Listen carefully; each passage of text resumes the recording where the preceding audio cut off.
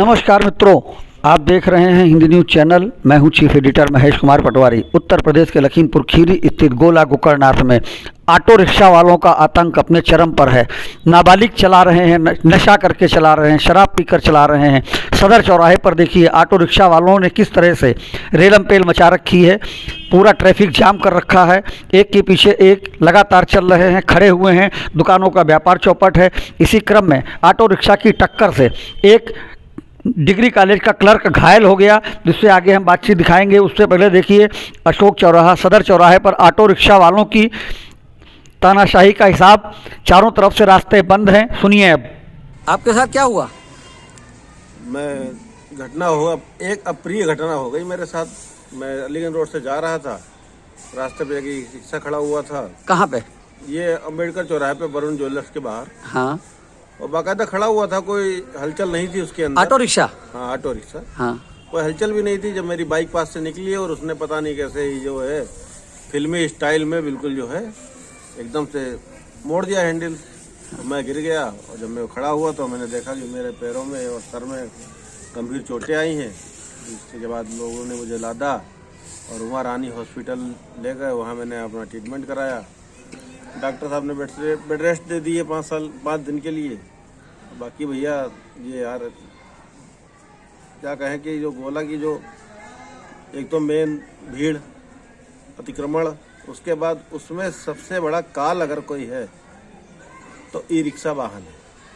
हम तो निवेदन करेंगे गोला के लोगों से कि कृपया सावधानी से निकलें, अपने आप को बचाएं, अपने बच्चों को बचाएं।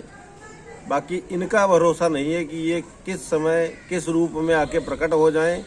रास्ते पे धूम फिल्म स्टाइल की तरह ये घुमा के तुमको आगे पीछे ठोकर मार दें, कब तुम्हारी गाड़ी में टक्कर मार दें, कब साइकिल में टक्कर मार दें, कोई भरोसा नहीं है। इसलिए आप सभी से निवेदन है, कृपया रोड पे चलते समय अपना अपने लोगों का विशेष ख्याल रखें, अपने आप को बचाएं, ना कि इनको बचाएं। और जो भी जिम्मेदार व्यक्ति अगर इस विषय में अगर कुछ संज्ञान में लेके इस पर कार्रवाई अगर की जा सकती है तो निवेदन है सभी अधिकारियों से कि कृपया इन पे कुछ हद तक अंकुश लगाया जाए। और ख़ास तौर से उन पे अंकुश लगाया जाए जो अभी बालिग नहीं है। क्योंकि मुझे भी जिस रिक्शे वाले ने ठोका है उसकी उम्र महज 12 से 13 साल की थी। तो उससे तो हम कुछ कह भी नहीं पाए, क्योंकि वो खुद नाबालिग था, बच्चा था। उससे हम क्या कहते हैं। तो प्रशासन से अभी क्या उम्मीद करते हैं? प्रशासन से बस यही उम्मीद है कि कम से कम ऐसे ई रिक्शे पर तो अंकुश लगना चाहिए जो बिना लाइसेंस के चल रहे हैं या जो नाबालिग बच्चे चला रहे हैं। उनको भी खतरा है, ऐसा नहीं है कि सवारियों को या बाहर वाले लोगों को खतरा है। कोई अप्रिय घटना उनके साथ भी हो सकती है, उनके पास लाइसेंस नहीं है, उनके पास पूरा दुर्घटना होने पर उन्हें भी चोट लग सकती है। बिल्कुल लग सकती है। जब हमारे साथ हादसा हो सकता है तो वो भी तो छोटे छोटे बच्चे चला रहे हैं, उनके साथ भी कोई हादसा हो सकता है।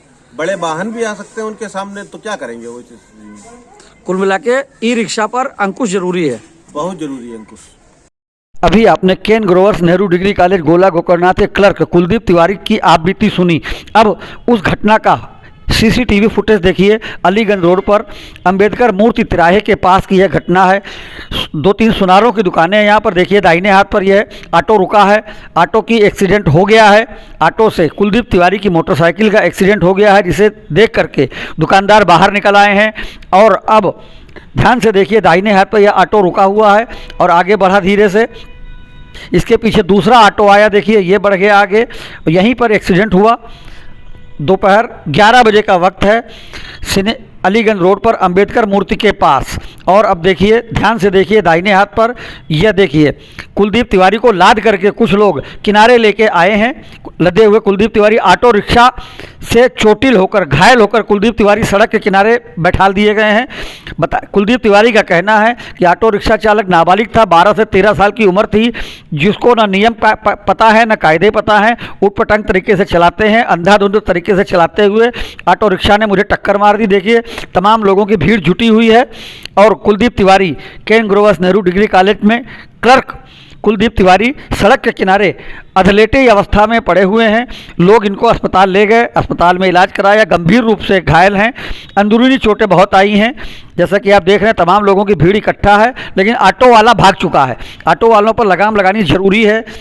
प्रशासन ने इस ओर थोड़ी सख्ती करनी शुरू की थी, लेकिन ऑटो वालों ने आंदोलन कर दिया, जिसके बाद मामला टाँय टाँय फिस हो गया। लेकिन इन हालातों में ऑटो वालों पर अंकुश लगाना बहुत ज़रूरी है।